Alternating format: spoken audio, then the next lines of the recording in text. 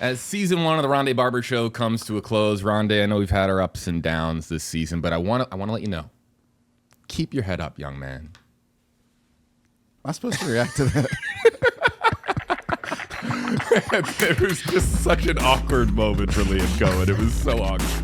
From the Stream Center, this is the Rondé Barber Show, sponsored by Advent Health and Renewal by Andersen. Here's your host, JB Buno, and Hall of Famer Rondé Barber.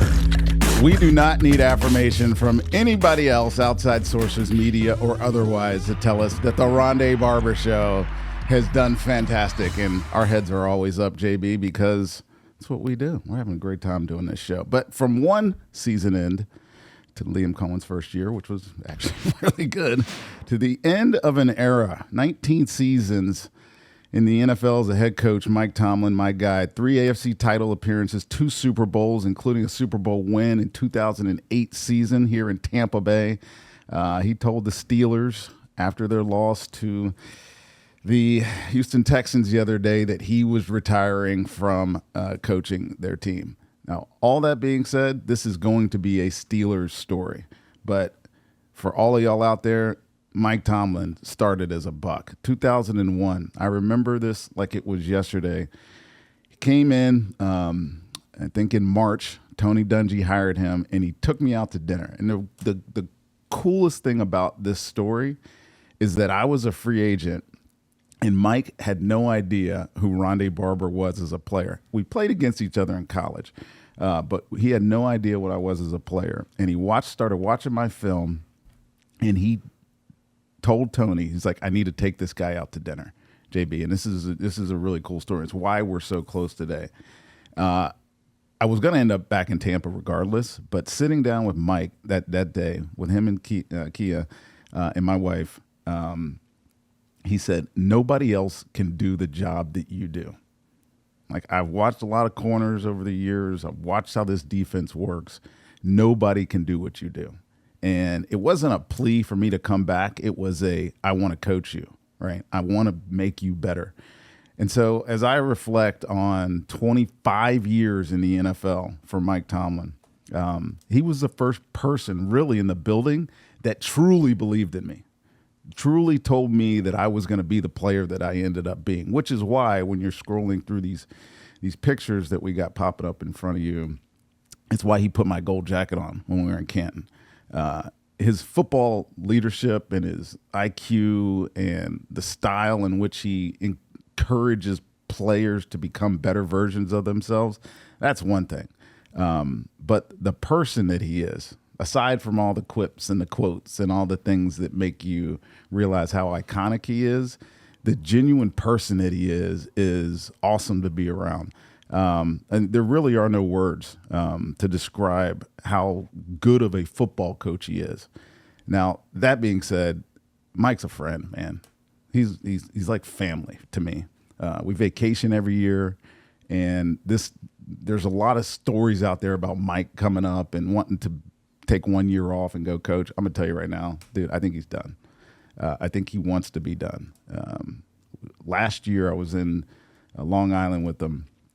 And he told me then, he said, I think this is my last year. And didn't say anything to anybody else for the entire year. And I went up to this game on Monday night in Pittsburgh because it's in the event that they lost, and they lost. It wasn't a good game in the fourth quarter. I wanted to be there for the last one because I was there for the first one when he was here in Tampa in 2001. Pittsburgh fans, I think, were a little bit ungrateful at the end. But 2 decades of stability with one of the most iconic football programs in history speaks volumes to this dude. And we should all be grateful that we got a chance to experience one of the greatest coaches ever. There's been more popes than there have been head coaches in Pittsburgh. Think about that in the last 57 years, right? So, Mike, I'm telling you right now, when Canton comes calling, dude, I'm going to be there for you, just like you were for me. So congratulations in retirement.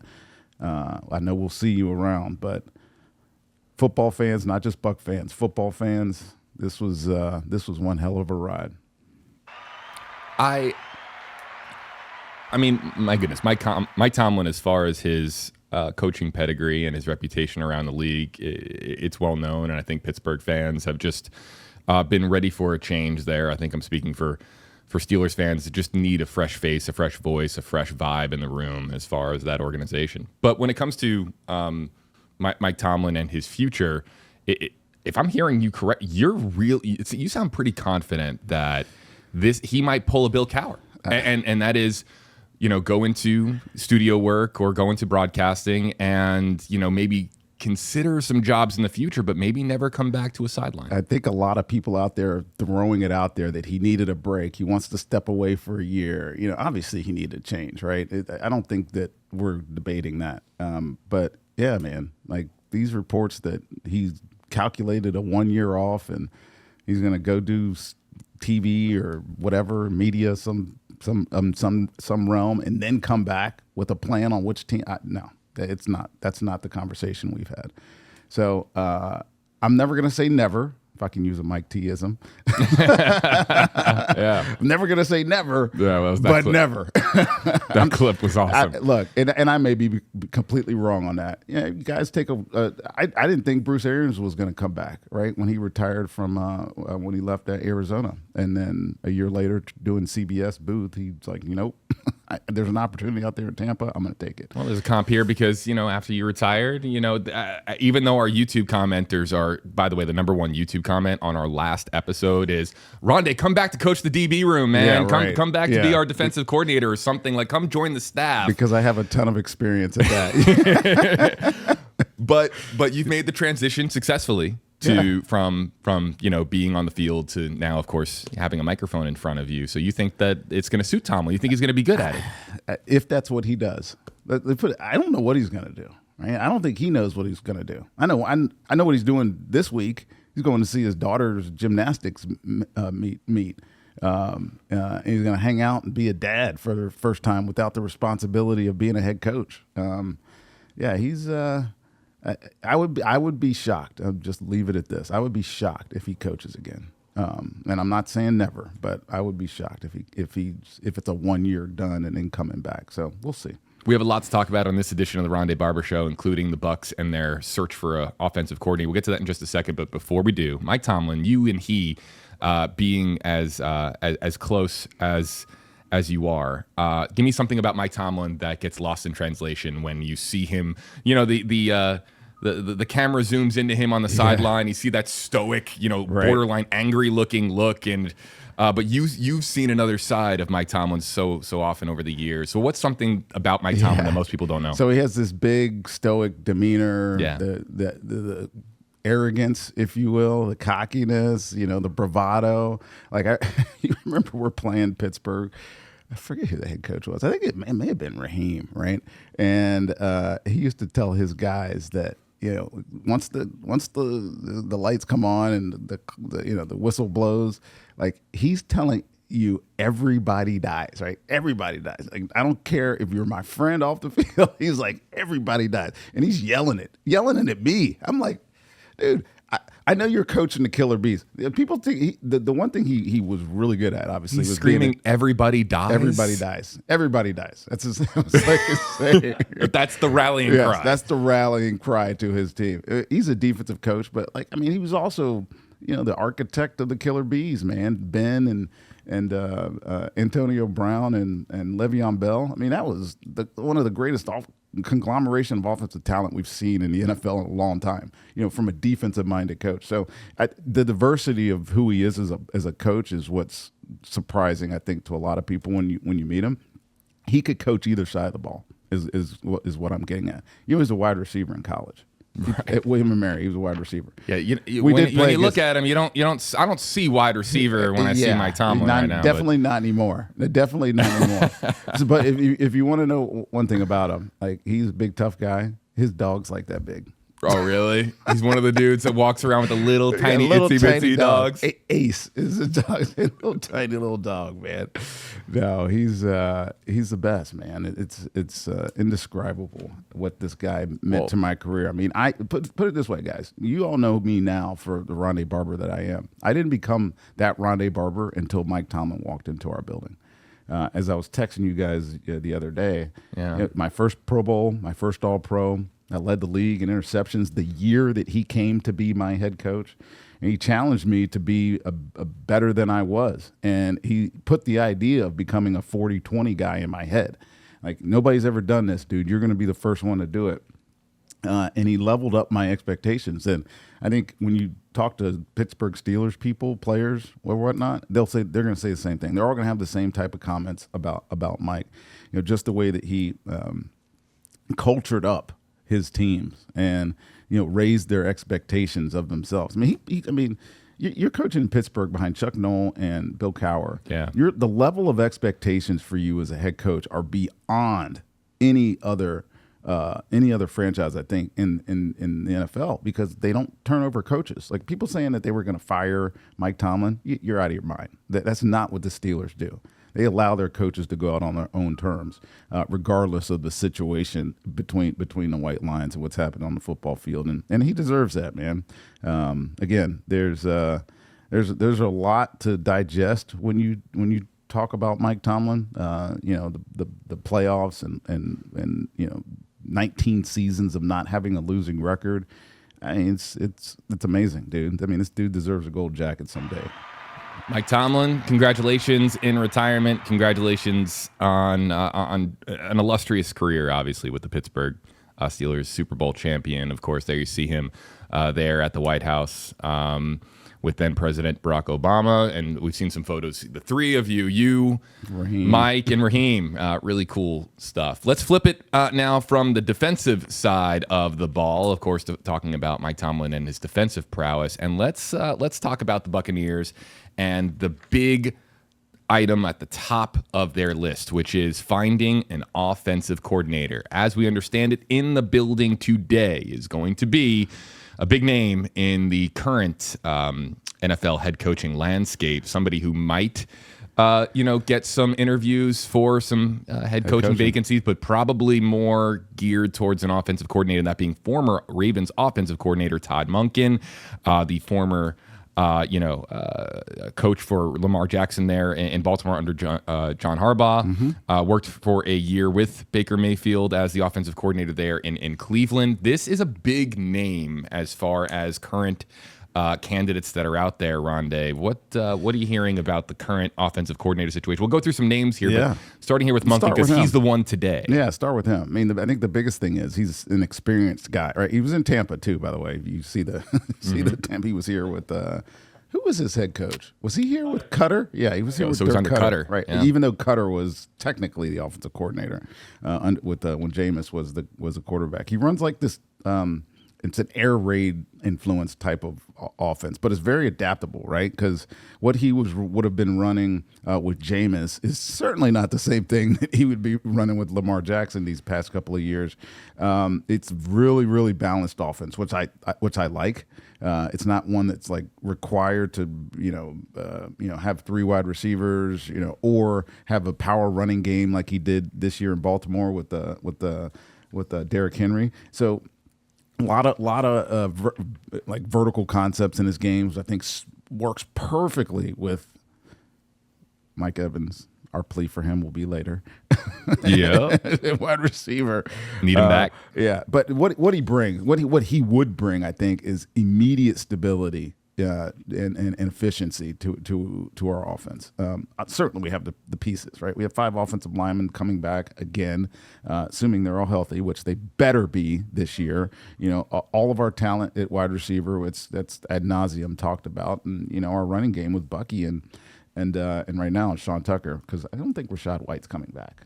Based on his most recent comments, I think he's coming back. I think if you want to earn some real easy money in Vegas, bet on Rachaad White leaving the Tampa Bay Buccaneers. Right. We're gonna fire through these potential candidates. Yeah, that one's a good one to start with because he's here. So he's our 6th, right? Our 6th interview, technically. I think the next guy you've got to talk about is Zach Robinson. He's from our division. Obviously, he won a Super Bowl with the Rams. He's got some, cross paths again too with Baker when his time in Los Angeles, the Rams. But he's a modern game passing coordinator. You look at what he was trying to do in Atlanta this year with Michael Penix. I think the best way for me to describe what went wrong in Atlanta earlier in the year with Zach Robinson is that Michael Penix couldn't pick up the complexity of this offense. You come from an offense in LA that has Matthew Stafford, Sean McVay actually calling the plays, and you bring those concepts with you and you try to dump them on a guy that's a year and a half, into the NFL, and all those quick reads, and having to marry the run game with the pass game, and this offense really is diverse, but it's like the illusion of complexity, and like you have to be able to call all that stuff, and if your quarterback's not exactly right, and doesn't have enough experience, it doesn't play out. And that's what I think would happen in Atlanta. It's probably why Kirk Cousins ran a little bit better towards the end of the year. But he's young. He's got quick reads. You got to complement it with the run game, which I think the Bucs would have. He's a name to keep an eye on as we go forward. Now, when Raheem lost his job there in Atlanta, I think that Zach Robinson is still technically on that staff. Is he not? They will all still be under contract, right? I don't know that they have fired him, right? He's not on the street, right? So it would be a lateral move for him to move basically from one NFC South OC job to another. Right. And so we talk about all these candidates, especially some of these young play callers. It's a weird cycle this year. Well, obviously not like crazy weird, but there's 9 openings in the NFL, right? Remember we were talking about this like 3 or 4 weeks ago? We're like, there's going to be like 4 or 5 openings. There's 9. Okay, so there's a lot of these young coordinator type people that are getting head coach interview jobs, and they're not qualified to be head coaches, by the way. They're just not ready. You put them in that position, they may succeed. They probably won't, right? They'll just be too fast. A lot of these coordinator type guys, like this, the Steelhouses in LA, and this. Who's the other young guy? The guy from Jacksonville, Udinski. Yeah, they're all getting head coach interviews because there's so many jobs open. So that's going to somewhat hamper this process of us appointing an offensive coordinator, because there's so many guys interviewing for other jobs. The other one on this list is Brian Callahan, the former Titans head coach. Mm-hmm. He's interesting because I do think he's a sharp mind, and he's got the influence of his dad, Bill Callahan, who was the Raiders OC and head coach, and he's got a long history, an interesting history, just with NFL experience. Now, what he is as offensive coordinator, I don't know, a lot of pre-snaps type stuff. He's one of those guys that moves a lot. He was working with a rookie quarterback this year. It didn't really show. The one thing that I do like about Brian Callahan is probably because of his dad, offensive line coach. He's got an awesomely diverse run scheme, and I think that could be beneficial to us. We started running a lot of gap schemes with Lee and Cohen 2 years ago. It carried over a little bit. It's not just that inside zone duo, two offensive linemen pushing on a defensive lineman and getting up to the next level. Use a lot of movement, and it's a scheme that Liam Cohen has had a lot of success with as well. So it could translate back to us if he's ever to come here. Who was the other one? David Shaw. The last guy we wanted to talk about is David Shaw, and he was just the pass game coordinator for the Lions. Obviously, the Lions are going to interview the guy we're going to talk about next. But David Shaw, man, dude, he's a veteran. His benefit is he's a veteran. He's been around, dude. He obviously a decade of coaching experience, including passing game coordinator. But his head coach experience, I think, is what brings some intrigue to David Shaw. The Lions, dude, they were ranked 5th in points last year, and he's a part of that as a passing game coordinator. There's nothing not to like. The hottest name, though, I think, is Mike McDaniel. Right. look at the picture centered up here. This is everybody in Tampa's pie in the sky choice, right? If you had to pick one of these guys, which one are you picking? I just because this is the guy. This is the guy you want, right? This is the guy that you want. I really think, as far as injecting some life into the organization into the offense. Is there anyone that's going to do it with as much flair as this guy? No, he's so creative. I mean, Monken is good, but yeah, this guy is creative. We talked about this last week, right? You see John Gruden talking about the plays that he designs and whatnot. You're just like, does this guy fit in any system that he's not? Is anybody going to put a governor on this guy if he's not the head coach? Is anybody going to tell him he can't do? Like, best case scenario, he creates this explosive brand of offense, and with all the talent that we have, especially guys like. For me, it's like Jalen McMillan coming on at the end of last year. Jalen McMillan came back with a purpose after missing most of the season. You remember we had Josh Grizzard on at the very beginning of the season, and he wanted Jalen. It was Jalen McMillan's year. Jalen McMillan has to come on, and because he's so dynamic as a player, I think having a guy like Mike McDaniel to work with a guy like Jalen even opens them up even more. But he's dynamic, man, and his run pass balance, it's awesome. I mean, Achane, the year that he had this year, holy cow, I was about dude. to say, yeah, holy cow, incredible, man. Just he finds ways to get creative ways to get backfield players and receivers, and just finding space for him. It's he's fun to watch, man. Now on Mike McDaniel, it's hard for me to picture he and Todd Bowles on the same sideline. I mean, Todd is never really showing much emotion, while Mike McDaniel, while he's focused and he's in the zone when he's calling plays on the sideline. Right. I mean, look at these pictures here. I mean, he's just not of the same ilk. I think it's fair to say. There's nothing wrong with dichotomous coaching staff. Yin and yang, right? Yin and yang here. Juxtaposition. It's fine. Yeah, it would one make here, one like this. It would make for a fun dynamic, I think. Now, housekeeping note: Mike McDaniel has not interviewed everyone else that we have mentioned so far.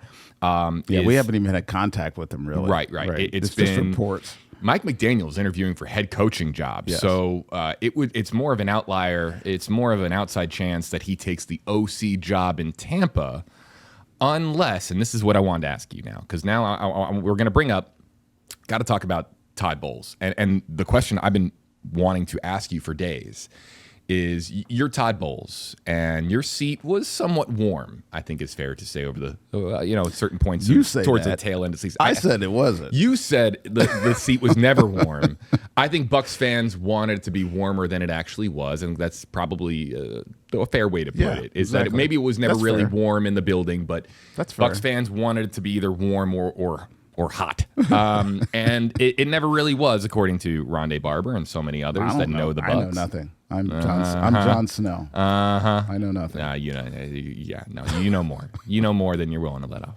But on that note, does Todd Bowles have true influence or even final say? How much power does he actually have in determining the offensive coordinator? Great question. And the B side to this question is there a scenario where the Bucs are interviewing not just this year's offensive coordinator, but a potential future head coach? We don't want a repeat of what happened with Liam Cohen, where you have a dynamic offensive mind and you let that dynamic offensive mind leave for another team and watch them, reach the promised land, so to speak. Well, so is there a scenario? So question A is, how much influence does Todd Bowles have in the decision? And two, is there some sort of conversation taking place where, hey, you might be the successor to Todd Bowles for the head coaching job in Tampa? So question two, I'll answer it by saying this: that's what fans want. That's what you want. Right? Well, I'm here trying to represent. That's what Garrett over there sitting at. Josh, you're a New England fan. Nobody cares about you.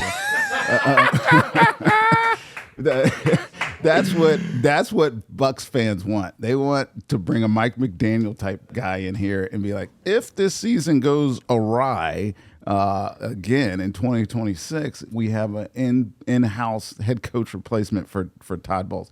I don't know that anybody's making that assumption. The NFL is a wicked beast, man. Like, it's a production based outfit, and if you don't produce, you don't stay on. So but I want to float that though. Hold on, just to speak for the fans for a second, because the fans are thinking, man, let's talk to Mike McDaniel, give him the OC job, and then we'll say, hey, look, quietly, look, if everything works out, you're next up. You're the next head coach of the Tampa Bay Buccaneers. A little quid pro quo, like you sign here. Don't take that OC job in Detroit. He's not. Or don't take that head coaching job in Tennessee or Arizona or wherever it may be. Hey, man, I can't speak to that. But to answer your first question, this is head coaches make the decision on their staff.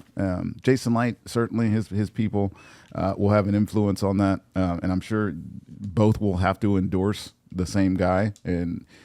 But it's up to the head coach to decide who he wants to fit into his building. Now, all that being said, you can never have too many talented coaches. I will never, ever disparage the Bucs or any team, really, from hiring a really talented coach who's probably head coach material. Obviously, Mike McDaniel is head coach material. He just finished being a head coach in Miami. And he's got a different, energy about him. Him going back to being an offensive coordinator almost seems like a step down, if you will, right? Because unless you're playing 4D chess and you got your your eyes on a bigger prize. I was just going to say, unless you're playing that. And look, Baker's had 9 coordinators now, going to have 9 coordinators in 9 years, right? If Mike McDaniel, if he becomes the offensive coordinator of the Bucs, and obviously this is all conjecture and whatnot, we don't know, haven't even interviewed him yet. But if he becomes the offensive coordinator in Tampa, you're probably thinking Baker's going to have a different coordinator the following year, right? Because 10 and 10 years. He's just one of these guys that I think probably will only be able to stay as a coordinator for 1 year, and then everybody's going to want his services as a head coach again because of the early success that he had in Miami. And look, let's face the facts, dude. He did all that with Tua Tagovailoa as his quarterback. That's what fans are screaming. Right. He did that with Tua as his quarterback. Can I say that again? He did all that with Tua as his quarterback, right? Just think what this guy can do with an offense with real weapons and a quarterback that has a little bit more competency moving the football. So, I don't know. It's all left to be said. There's the other guy, the other name we didn't mention, by the way, JB, Mike Kafka, interviewed yesterday. He was the interim head coach for the New York Giants. And then Israel Wolfork, who I don't know who the heck that is. At least you're honest. At least you're honest. He fits some criteria, and that's that helps. All right. So the Bucs offensive coordinator search is ongoing. Before we wrap this up, when do you anticipate a call being made on that? What's the timeline, you think? So, a week, 2 weeks? Yeah, so I think if there's any of these young gurus that are still in the playoffs, you want to be able to interview them, and you can't do it in person until their seasons are done. So there's some hampering to that. I would be shocked if this drags out, because it's not like college. We need to get the recruiting going. No, it's like, but you do need to get somebody in place. And for me, you need to get somebody in place because there's a lot of openings. There's 9 head coaching jobs open, which means technically there could be 9 offensive coordinator positions open, and we're in the pool trying to fight for one of those names. So I think the sooner the better on this, to be honest with you. And I know last year it wasn't the case when we appointed Josh Grizzard as the offensive coordinator. It took a while. I mean, I remember, hey, when are we going to get this done? Like, do we have a guy? Can we get some urgency? We ended up knowing that they were going to appoint from inside, and as soon as Josh applied and did all the presented himself, it was kind of obvious that he was going to be the guy, just because he was taking over for Liam, and we wanted to keep the offense in place. And even Josh, Grizzard, when he came in here, said the offense didn't change at all last year. The style of making the play calls definitely changed. You cannot, as much as an offense stays the same, or defense for that matter, but as much as the scheme stays the same, you cannot get into somebody's head and make the same type of calls. Like, there's a reason like our Liam Cohen had success when he went to Jacksonville. He is a genius play caller. That's just what he does. And he plays 3D chess, if you will. He's always thinking 4D ahead. 4D chess, 5D chess. Yeah, he's always thinking ahead, man. And that's just from experience, and it's why he's successful, and probably the reason why Josh wasn't in his first foray into offensive coordinating. You ever watch the movie Interstellar? Yeah. And then at the end of the movie, you're like, "Well, I don't know what just happened." That's what Liam Cohen's playbook is probably like. It's like it's kind of like, I don't know what's happening, but this is awesome. Yeah, you know what? All Liam Cohen needs to do is keep his head up, young man. There it is. All right. Such a great moment in Jacksonville, blowing up on the internet. Everyone talking about it. Oh, my goodness. Okay, so look, let me tell you something. All right. If I'm Todd Monken, Zach Robinson, Brian Callahan, David Shaw, Mike Kafka, Israel Wolford, or if I'm Mike McDaniel coming in for an interview, if I'm any of these guys, you know what my first question is? My very first question, is Mike Evans coming back? Oh, yeah. Because I want to know if I've got number 13 out there with Chris Godwin, with Jalen McMillan, with the rest of the weapons that exist on this offense. I want to know if I've got number 13. Now, Mike Evans has not made an announcement regarding his future. There's this feeling, but you know what? That he might come back. But you know what? There's no one better here to make a pitch to come back for that one more year than the host of this program, everybody, Rondé Barber. Now, so here's what we're going to do. Rondé, we're going to solo you up here. Let me hit the touchscreen. Boom. You have the floor. All right. And you're talking to Mike Evans, and you are making your pitch for why he should come back next season. And your pitch is? All right. Give me a second. You're going to have to give me a minute on this one. All right. I got to talk to Mike Evans. Just 1 second. Just, Mike, listen. Like, I know you've been around the league, right? I've seen great receivers come. I've seen them go. I've seen careers that burn bright. I've seen careers that fade out quickly. But what you've done in 12 seasons is straight up excellence. Difference. It's rare. It's legacy type stuff, Mike. And I say this as someone who's lined up and taken the hits. I felt that grind, dude. And Mike, you still got it. You still have it. Not a little something left in the tank. A lot left. You're still killing DBs. You're bullying corners. Owning the red zone. Like, you come back, you score touchdowns. He's playing at a level that I think guys 5 years younger on our team are still trying to be like you, Mike. But let's be real. This is why you really need to come back. This town is yours. Tampa loves you. This fan base, the locker room. You built this foundation here in Tampa that you can't walk away from lightly. And dude, our team's not rebuilding, right? They're mostly right? You are the one that makes Baker better. It's not the other way around. Defense still plays good time to time, but they'll figure it out, right? A little self-awareness, they'll be fine. You step away now, and you're closing the book on a chapter that's not done being written. And look, there's a business side to this. I know the body side of it as well, right? You're feeling like you're leaving the league, but you still have one more thing to do. I'm not talking about finishing, a career off gracefully. I'm talking about finishing stronger than you started. There's a spark that's left to be lit here in Tampa. And we all want one more Mike Evans season and make everybody remember why you're a Hall of Famer. All right. So, Mike, from one legendary Buck to another, don't walk away wondering, buddy. One more year, albeit your records will go up. We'll be breaking records along the way.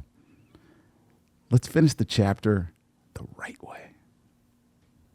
With the team that drafted you, the fans who adore you, and a crew that will have no idea what to do without you. There's a storybook ending here, Mike. It's yours to write. So, come back. One more year.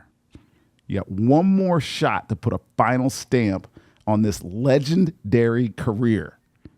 Give us one more M1K3 season. Someone get the tissues for Rhett. I think Rhett's over here, and he's Mike Evans. That's Mike Evans. Mike Evans, number 13. Year 13. I need it, Mike. Fire the cannons, man. Mike, Yeah, I had to write that down. There was a lot to digest there. That's the Hall of Fame take. The fan take is just please come back. Please come back. You were vintage, man. You looked so good when you came back from that. Man, he looked so good when he came back from the collarbone injury. He's not done, dude. He is not done. Now, if I'm Mike Evans, I want to know who's my offensive coordinator, right? But at the same time, you're Mike Evans. You're like, I don't care. Just throw me the ball. Throw me the ball. As far as the rest, look, the rest of the NFL landscape, there's a lot in the game of musical chairs going on in the league with playoff football still to be played, head coaching vacancies nearing double digits. The Rondé Barber Show will be back right after this. You're watching the Rondé Barber Show, sponsored by Renewal by Andersen, superior products, exceptional service, and by Advent Health, the exclusive hospital of the Tampa Bay Buccaneers. Now, here's NFL Hall of Famer Rondé Barber. And per YouTube comments, the guy who talks too much, JB Buno. There was a guy on YouTube who's like, my God. JB talks too much. No, he doesn't. Man, it's hard work talking this much. You talk the appropriate amount, my friend.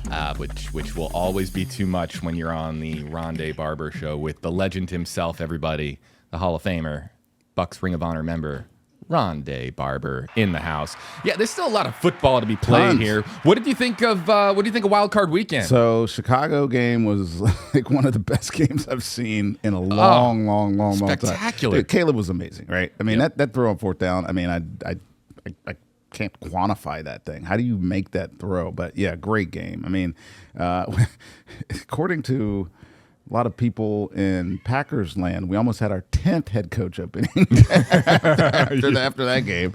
They want to get rid of Matt LaFleur, which is just nonsense. Well, by the way, can I get your quick take on Ben Johnson's antics after the game? You for it or against it? Because you're a classy guy to me, but you're also a fiery competitor. So I mean, from a head coach, when you see that, you're like, yeah, that's what I want my head coach. Or like, you get the ick because it was out of place. So I wonder what the context is. Like, there had to be words said or thrown or something happened at some point. Apparently he hates the Packers. But just hating a team, like, that's like, come on, man. Football's family, dude. We're all in this together, dude. What are you talking about? Right? I hated Roddy White, but I shook his hand after every time we played. Like, well, Ben Johnson shook Matt LaFleur's hand. It was just the most awkward weird, yeah. like, I didn't almost get it. like he was on a certain illegal substance that I can't mention on the show without getting into trouble. That's what it felt like. Right. No, there was some great games, dude. The Jags-Bills game. I mean, that was almost that was a classic too. Just going in level of classicness this weekend. Like, brutal tipped interception by Trevor Lawrence to end that game. But oh my God, dude. Josh Allen. Yeah. I mean, is he the MVP again? Right. I swear to God, when I'm watching this game, I'm thinking there is no team in football that is worse without their quarterback than the Bills. They will not win without him. Period. Can you imagine the Bills without Josh Allen, how bad they would be? No chance. If who's their back? If Mitchell Trubisky is starting quarterback for the Bills, he's their QB2. They got no chance. They probably win 5 games. This guy is unreal, dude. Unreal. I told you the Rams were going to beat the Panthers, by the way. Yep. Yeah. I know people, it was a better game than I anticipated. The Panthers played good on defense. Pretty close. And Bryce, who I'm very critical of all the time, he actually played pretty well in the second half. Some nice touch on some of those throws, man. He played some pretty good in the second half. The game that I paid the most attention to, Eagles 49ers. Yeah. Well, and let's hear it for John Lynch. Yeah. Because what he and Kyle Shanahan have done this season in San Francisco is extraordinary. Absolutely extraordinary. He texted us after the game. I guess we have a big group text of all the guys during my era. Yeah. And that's got to be a fun. That's got to be a fun text. John's only text was nothing like going into that stadium and winning in the playoffs. Yeah. Like, yes, indeed. And look, I love Kyle Shanahan. He probably should be coach of the year. The number of injuries that the 49ers are dealing with right now, including George Kittle, who just got hurt the other day. I mean, that stinks to see. It's unbelievable. There's 5 like Pro Bowlers not playing for this team. And I give them credit for making it as far as they have. And Brock Purdy did not play a great game. Like, the Eagles probably need some makeovering, which they started this week. They fired Kevin. Well, I don't know if they fired him. They just demoted Kevin Patullo as the offensive coordinator. But this was a 49ers team that, went on a hostile environment in the Link Financial and won that game. That was unbelievable win. Now, the other two games, they weren't very good. Nah. Texans, Steelers. It was kind of a masterclass on defense by Houston. I will say that. Aaron Rodgers is probably done. He looked like he was done. But it was a competitive game until the fourth quarter. I mean, I was there. I went to the game. It was 7-6. Like, you were just feeling it. Oh, you were in the building for this one? Oh, yeah. I went up there. Yeah, oh, man. It was Mike's last game, man. Potentially Mike's last game. I did not know that. Yeah, I'm a bad co-host. I was sitting in the suite with his wife, and I was like, dude, I was there for the first game here in Tampa, and I'm damn sure going to be there for the potentially the last one. So, yeah, I was up there. But it was, the score makes this look worse than it was, the two defensive touchdowns. What you come out of this was, I don't think the Texans are going any farther if C.J. Stroud plays the way he played. He was awful. Like, he was not good. If they didn't have the dominant defense, the Texans wouldn't be where they are. But that defense is dominant, like not even close to being matched by any other team in the playoffs. So that's of note.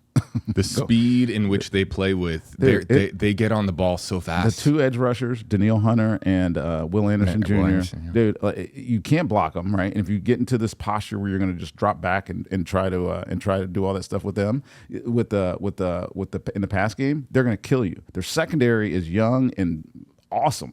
They got great speed at linebacker. It's like anything that happens in the immediacy of the secondary, like the short to intermediate part of secondary, it's like there's nowhere to go. Like, there was nowhere for Aaron Rodgers to throw the ball the other day. And in lieu of being able to move, which he can't, Aaron, anymore, you're just going to get swallowed up. Patriots-Chargers game was probably the most boring game I've ever seen in my life. I mean, hear that, Josh? Boring. Josh, New England is really, but not very good. We're gonna find out this week. We'll find out this week. Their litmus test is upcoming. Right. Drake May did have a good second half, Josh. So yeah. Yes, he put himself squarely in runner-up category for MVP. Because we know it's gonna be Stafford. It's definitely gonna be Stafford. Oh, speaking of which, so I know you're gonna ask me, JB. Who are my favorites? Come on now. My favorite, I think the best offense in football is the Rams. And I think Josh Allen won't be denied. That's my Super Bowl matchup. Wow. I'm saying it right now. Rams-Bills. We're going in divisional week. I'm going Rams-Bills. So, I think, oh boy, Josh Allen. You like him? I love him. I'm rooting for Buffalo. My heart says Buffalo goes to the Super Bowl, and my head is telling me, did you see what Houston did? Yeah, no. Because I think Houston is the type of defense that, hot and healthy, can overcomes any deficiencies on the other side of the ball. Yeah, that if C.J. Stroud can just be semi-competent. Yeah, not turn the ball over 4 times. That type of competence. He was fumbling. He looked really overmatched, I think is the word. We have a term, and I remember Raheem came up with this term. I forget who he was talking about. He may have been talking about Joey Harrington back in the day. And he started calling him a shocker. Like, as soon as the pressure gets too big, he just, He's like, can we meme that? Can we make that into a GIF?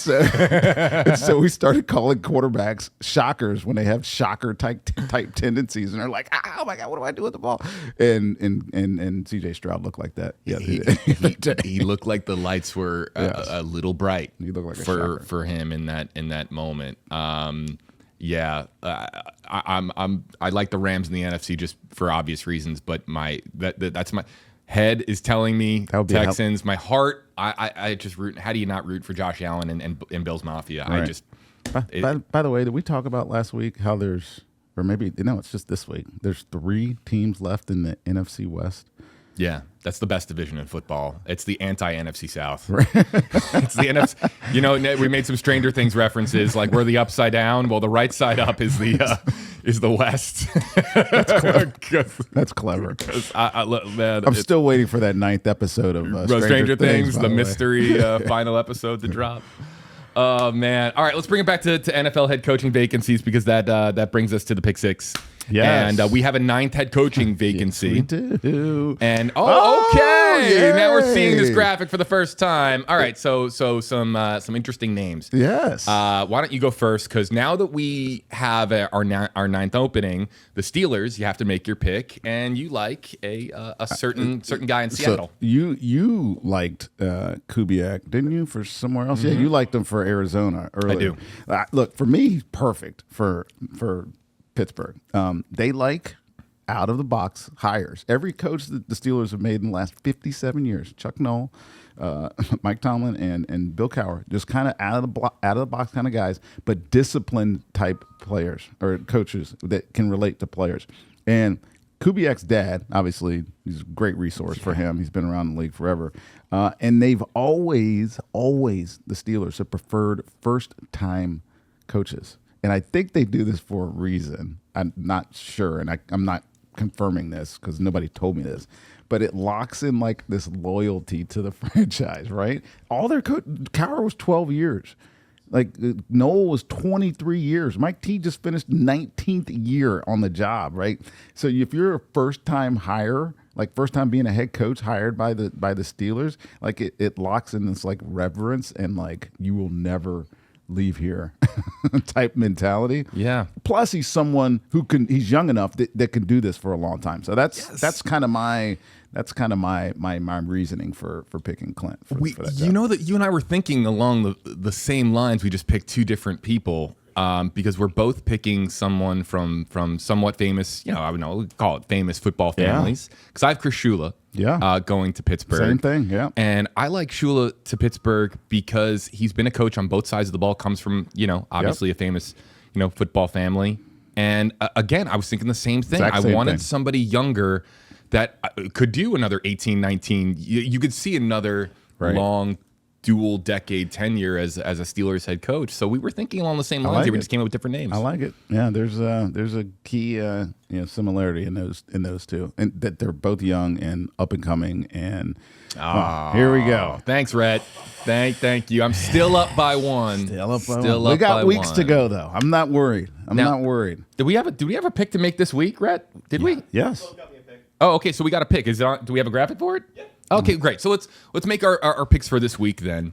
Who would like to go first? I'll go first. Okay. Because I know who I'm doing because I've already mentioned who I want in the Super Bowl. I got the Rams over the Bears, and I just think they're the better team. The Bears have been surviving, and to their credit, they've been playing great, especially on defense. But Stafford's leading the league in almost every passing category. Right, their DC is gonna be a head coach. Yes, who you just mentioned. Just talking about who you just mentioned.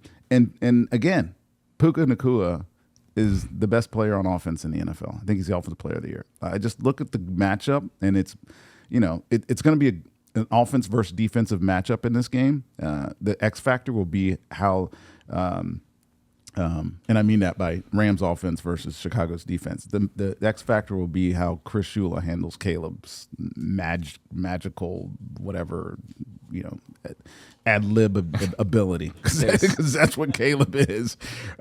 It's funny. This week, this divisional round is where teams of destiny separate themselves. And I've been there. We played the San Francisco 49ers in the divisional round, and the year we won our Super Bowl, and we annihilated them. It was, and they had T.O. Jeff Garcia was their quarterback. Mooch was their head coach. They had no chance. And this is the week where you start saying, all right, this is the team that's really going to do it. So this conversation next week is going to be really, really interesting. I think the Bears are ripe for a hangover. Yeah.